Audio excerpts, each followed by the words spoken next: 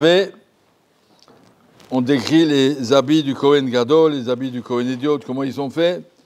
On va parler aujourd'hui du Me'il, puisque la Souga d'aujourd'hui c'est le Shonara, et l'Agmara nous dit que le Me'il c'est Mechaper le Shonara. On a les élections bientôt, la semaine prochaine en Eretz Israël, il y a aussi beaucoup de Shonara, il faut faire attention, pas lire les affiches, pas écouter toutes les calomnies qu'il y en a dit sur l'autre, dans quelle mesure on peut pas. Ça, il faut étudier, il faut savoir, mais en tout cas, si il faut savoir que le Shonara, qui n'est qu'être Koulam, comme les plus belles mitzvot qu'on peut faire, c'est avec la bouche, la tfila, la Torah, le chesed, beaucoup de choses on peut faire avec la bouche. Et la même chose, les plus grandes avérotes, les Shonara, qui n'est qu'être Koulam, les plus grandes avérotes, c'est ce qu'ils font avec la bouche. Tu fais des klalotes, tu fais des Shonara, tout ça, c'est des choses qui dépendent du dibour. Puisque le dibour, c'est ça qui élève l'homme au-dessus de l'animal. Donc ça peut le rabaisser, ça peut l'élever. C'est une arme à double tranchant toujours. Donc la Torah nous dit, le Me'il du Kohen Gadol, c'était un grand talit katan tout bleu. Comme Trélet, qui te rappelle le ciel, dit le Mishnah, dit le Chafetz Chaim à la Torah, qui te rappelle le ciel, qui te rappelle qui c'est à Kavod, qui te rappelle que tu devras rendre des comptes sur chaque mot que tu dis, c'est pour ça que c'est bleu. Comme les tzitzit sont bleus pour te rappeler, attention, tu dois rendre des comptes. La Torah nous dit, ce Me'il, il faut lui faire une doublure, là où on met la tête, l'encolure. Il faut faire une doublure, mais repliée à l'intérieur. Safa et le fif saviv maase orek fitacha. Il faut à part ça faire encore une doublure avec une coudre de façon particulière, qui soit très solide, l'oïkéa pour que ça ne se déchire pas. En Merafet Saïm, de quoi on parle ici? Pirocho Betoro, c'est la bouche qu'un homme doit avoir. Attention, ta bouche elle doit être pliée à l'intérieur. Ne laisse pas sortir les mots n'importe comment. Il faut avoir comme une armure soudée sur la bouche avant de parler quoi que ce soit. Fais attention. L'oïkéa ne déchire pas ta bouche. Et en bas du manteau de ce Me'il, il y avait des clochettes. Et il y avait des rimonim, des boules artistiques, Tchelet Vagman en laine, Al-Shulav Saviv, ou Pa'amoné Zahab, Betocham Saviv. Pa'amon Zahab, rimon. Une clochette, une boule, Pa'amon Zahab, rimon, tout le long. Après ça, il m'explique le Pa'amon, la clochette, c'est pour te dire, enfin, on doit entendre ta voix.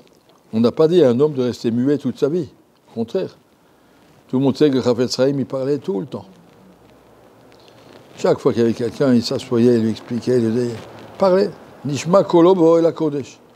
Des clochettes, ça veut dire un homme qui est plein de diburim, de meshalim, de paroles de réconfort, de chizouk, de tout ce qu'on peut dire, de chizouk, de Torah, tout autour, toutes les clochettes. Nishma kolo quand il marche, on entend la clochette, c'est le Kohen Gadol.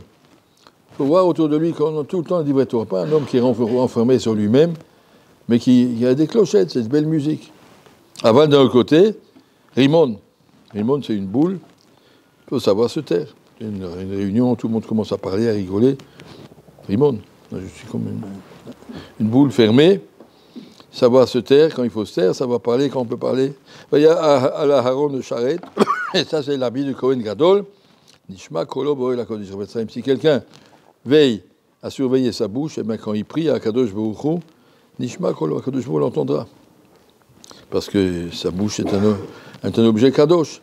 Un homme doit veiller à ce que c'est la bouche avec laquelle il veut prier, avec laquelle il veut étudier. Il faudrait regarder ce qui rentre dedans, ce qu'on mange, et ce qui sort de là, ce qu'on parle. Nishma kolo bo'el hakodesh, pour que ta parole reste écoutée. Donc ça, c'est le simal, l'habit du Kohen Gadol, un grand habit bleu qui met en dessous de sa grande tunique, et ça, c'est pour se souvenir, attention, un homme se définit par sa parole. Et quand je vois créer le monde, Yomer Elokim Yehio, la parole qui crée le monde. On ne peut savoir par sa parole, il peut créer des choses extraordinaires. Et Khalila, il peut détruire des mondes. Regardez, dans le Chafetz Chaim, il raconte un peu, dans le Nefesh HaChaim, quand tu dis le Shonara, combien que tu fais de tremblements de terre dans le ciel, combien de tremblements de ciel, des avalanches de Kedusha qui tombent, que tu détruis, parce que tu dis du mal. Et au contraire, quand on dit du bien, comment on peut construire, on peut mettre la force de la parole. Ça, c'est un des habits du Kohen Gadol, il en a 8.